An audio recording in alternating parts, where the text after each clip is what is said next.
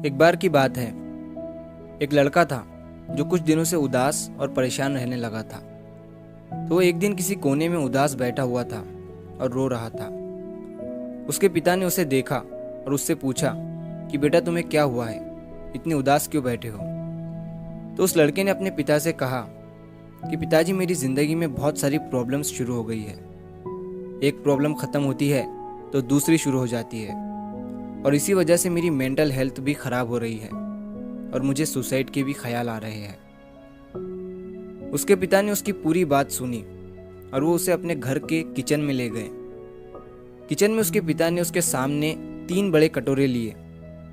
एक कटोरे में उन्होंने बहुत सारे आलू डाल दिए, दूसरे में अंडे और तीसरे कटोरे में उन्होंने कॉफ़ी बीन्स डाल दिया।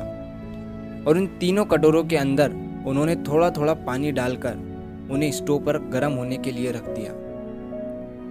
लड़का ये सब देख रहा था और उसे कुछ भी समझ नहीं आ रहा था कि उसके पिता ये सब क्या कर रहे हैं। कुछ देर के बाद तीनों चीज़ें, आलू, अंडे और कॉफ़ी बीन्स, पानी में बॉईल हो गई। उसके पिता ने उन तीनों कटोरों को स्टोव से नीचे उतारा और अपने बेटे से कहा कि अब तुम एक एक करके इन तीनों चीज़ों को हाथ लगाओ। लड़का जब पहले कटोरे के पास गया तो उसमें लड़के को आलू दिखे, और जब उसने आलू को टच किया तो आलू गर्म पानी में बॉईल होने के बाद सॉफ्ट हो गए थे। जब लड़का दूसरे कटोरे के पास गया तो उसने देखा कि उस कटोरे में अंडे थे, और जब उसने अंडों के ऊपर की शेल निकाला तो उसने देखा कि अंडे जो है अंदर से हार्ड हो गए थे। और जब वो तीसरे कटोरे के पास गया तो उसने देखा कि उस तीसरे कटोरे में कॉफ़ी बीन्स डाली गई थी जो पानी के साथ मिल गई थी। तीनों कटोरों के अंदर की चीज़ों में पानी में बॉईल करने से पहले और बॉईल करने के बाद के डिफरेंस को देखकर लड़के ने अपने पिता की तरफ देखा।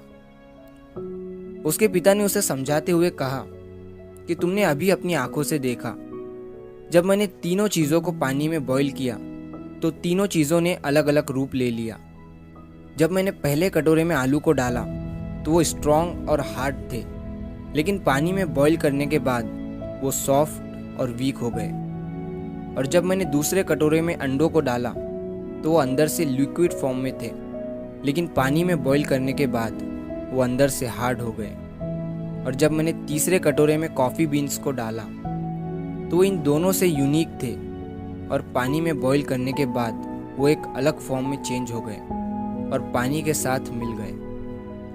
अब मुझे तुम बताओ कि तुम इनमें से क्या हो। क्या तुम आलू की तरह हो जो दिखने में तो स्ट्रांग है, लेकिन प्रॉब्लम आने के बाद वो सॉफ्ट हो गए और उसने अपनी ताकत खो दी? या तुम उन एग्स की तरह हो जो बाहर से मुलायम और पॉजिटिव थे, लेकिन प्रॉब्लम फेस करने के बाद वो अंदर से हार्ड और फ्रस्ट्रेट हो गए? या तुम उन कॉफ़ी बीन्स की तरह हो जो सिचुएशन के हिसाब से उस पानी में मिल गए और उसे कुछ अलग बना दिया?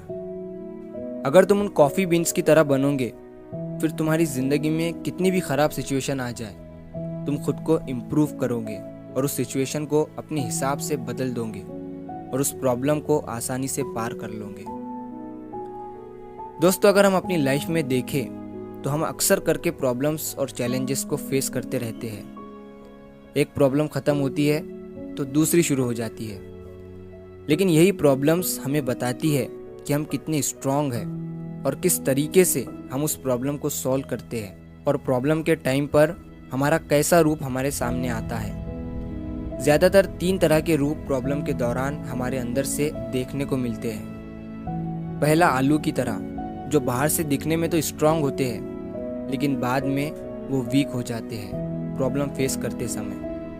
और दूसरा, एग्स की तरह, जो पॉजिटिव रहकर स्टार्ट तो करते हैं लेकिन डिफ़िकल्टीज उन्हें हार्ड और फ्रस्ट्रेट कर देती है। और तीसरा, कॉफ़ी बीन्स की तरह होता है, जो प्रॉब्लम्स को फेस करता है और उस प्रॉब्लम को अपॉर्चुनिटी समझकर उसके साथ ग्रो और इम्प्रूव करता है। वो पॉजिटिव तरीके से अपने इन्वायरमेंट को ट्रांसफॉर्म करता है और डिफ़िकल्ट सिचुएशन को वैल्यूएबल एक्सपीरियंस में बदल देता है। सेम इसी तरह हम अपनी लाइफ में पैसों की प्रॉब्लम, रिलेशनशिप की प्रॉब्लम या फिर हेल्थ इश्यू और दूसरी प्रॉब्लम को फेस करते रहते हैं। ये सारी प्रॉब्लम्स उस उबलते हुए पानी की तरह है और यही उबलता हुआ पानी हमारे कैरेक्टर को डिटरमाइन करता है। तो ज़िंदगी चैलेंजेस से भरी हुई है, लेकिन यह हमारे ऊपर निर्भर करता है कि हम उन चैलेंजेस के टाइम पर कैसे रिएक्ट करते हैं।